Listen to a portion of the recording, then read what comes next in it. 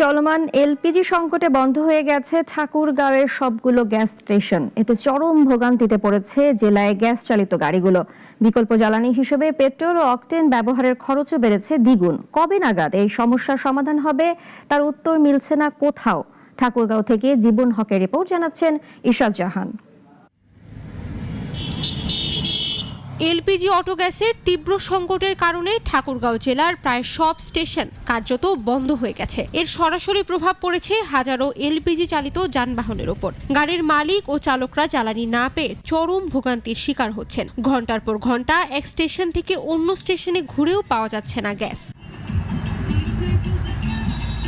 বিকল্প জ্বালানি হিসেবে পেট্রোল ও অকটেন ব্যবহারের খরচও বেড়ে দাঁড়িয়েছে দ্বিগুণে, যার প্রভাবে অতিরিক্ত ভাড়া গুনতে হচ্ছে সাধারণ মানুষকে। খরচ বাড়লেও অতিরিক্ত ভাড়া দিতে রাজি নন সাধারণ মানুষ। এতে করে জেলার এলপিজি চালিত পরিবহন খাত স্থবির হয়ে পড়েছে বলে জানিয়েছেন পরিবহন মালিক ও ড্রাইভাররা। যে ভাড়া নিতাম 2000 সে ভাড়া এখন নিতে হচ্ছে 3000।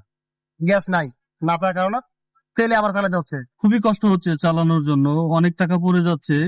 একটা ভাড়া একটা যাইতাম আমরা দেখা যাচ্ছে 2000, সেটা এখন আমাদের নিতে হচ্ছে 3000 3500। আজকে 3-4 দিন থেকে আমরা ভাড়া মারতে পারতেছি না, লোকজন ভাড়ার রেট শুনে চলে যাচ্ছে। এদিকে গ্যাস স্টেশনগুলোতে কবে নাগাদ গ্যাস পাওয়া যাবে তার কোনো উত্তর দিতে পারছেন না সংশ্লিষ্টরা। আমাদের আসলে বিগত 4 দিন বা 5 দিন থেকে গ্যাস নেই।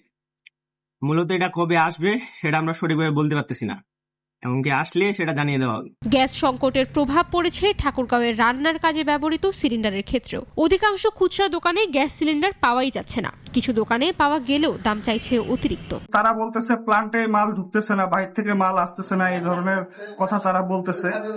তো আশা করি খুব দ্রুত এই সমস্যার সমাধান হবে। এলসি বর্তমানে বন্ধ, এলসি না হবে আমরা কিছুই বলতে পারতেছি না। হঠাৎ গাড়ি ভাড়া বৃদ্ধি ও রান্নার সিলিন্ডার সংকটে চরম ভোগান্তির শিকার হচ্ছেন ঠাকুরগাঁওয়ের সাধারণ মানুষ। কিছুক্ষণ আগে একটা দোকান থেকে ঘুরে আসলাম, দেখলাম ওইখানে সিলিন্ডার আছে 2200-2500 টাকা দাম চাচ্ছে। এইভাবে কি কিনা সম্ভব?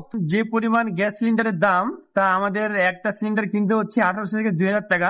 গ্যাস সংকটের কারণে এই অসুবিধা হচ্ছে, আমরা এর দ্রুত সমাধান চাই। একই সাথে পরিবহন খরচ ও ঘরের রান্নার ব্যয় বেড়ে যাওয়ায় দিশেহারা ঠাকুরগাঁওয়ের জনসাধারণ। দ্রুত এই সমস্যার সমাধানে পদক্ষেপ নেবে কর্তৃপক্ষ, এমনটাই প্রত্যাশা ভুক্তভোগীদের।